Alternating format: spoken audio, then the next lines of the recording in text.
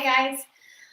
Last video of this lesson, we have lesson 5.9, using slope and a point to find a line that is perpendicular and or parallel to a particular line. So here is our first scenario. We're going to have two that we're going to go through. Write an equation in slope-intercept form that passes through the point 4, 5 and is parallel to the equation y equals 5x plus 10.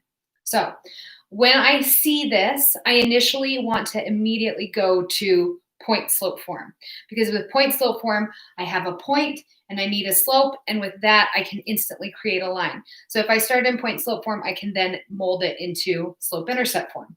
Let's do just that. So first, I need a point, which I have, and I need a slope. And we know with parallel lines, our slope is equal or is the same in all situations. So our slope in this case is going to be 5. So our slope M is 5. We have it goes through 0.45.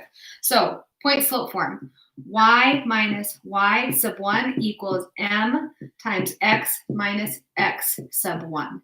So this y sub 1 and x sub 1 are these points here. So the 4 is my x sub 1, the y is my, or the 5 is the y sub 1. I'm going to put those values into this equation format. So I can say y minus 5 is equal to 5 for my slope times x minus 4. And now I can solve this for slope-intercept form, so I have the correct format of equation. So let's do this work. So y minus 5 is going to stay there.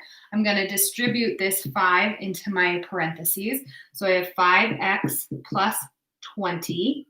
I'm going to add 5 to both sides. And my final equation is y is equal to 5x plus 25. I'm done. I'm done. I now have an equation that goes through this point and has the slope that is parallel to the previous equation. If I wanted to, I could then graph it and prove it. I'm not going to, because these numbers are a bit extreme for my y-intercepts, and graphing it would be difficult on this board, but put it into decimals and see if you can do it and see if those lines are parallel. I bet you they are, because they have the same slope. Next, I don't want to stop this video yet.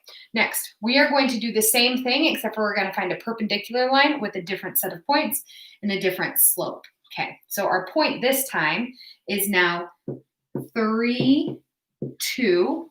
We're going to find an equation in slope-intercept form that goes through point 3, 2 is perpendicular. Let's see if I can fit this in here. Perpendicular to the equation y equals 3x minus 1. Y equals 3x minus 1. So we're going to create an equation that goes through the line, goes through the point 3, 2, and is perpendicular to this line. Now, if we remember right from this situation, if we're going to find a perpendicular line, we need the slopes of each of the lines to multiply to get -1. So we can do two different things to be able to find this slope. We can say 3 times the slope I don't yet know is equal to -1, and I can solve for the slope that I don't know. So I can divide by 3 on both sides. I get m equal to -1/3. Because we know that both the slopes have to multiply to get -1.